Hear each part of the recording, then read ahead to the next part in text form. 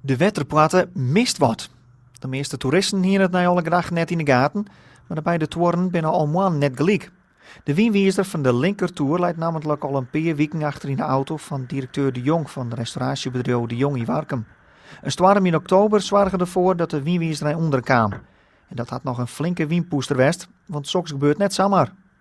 Nee, het gebeurt zeker niet makkelijk. En alleen het toch een stukje ouderdom en die storm had het toch teweeggebracht dat het ding naar beneden vallen is. En waar kwam het al aan? Ja, aan de goede kant van de dik zeiden wij, aan de straatkant. Dus hij is daar deel van. Gelukkig net één eronder, of dat iemand hem op de kop kregen had, maar net de 14. En dus kan De Jong nou aan de slag met de wienwiezer en de toer. En dat is nog een hele put. De houten makelaar is ook knat door de storm.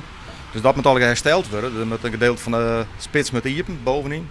En dan moet er onlasken worden en dan kan het cruisen voorop.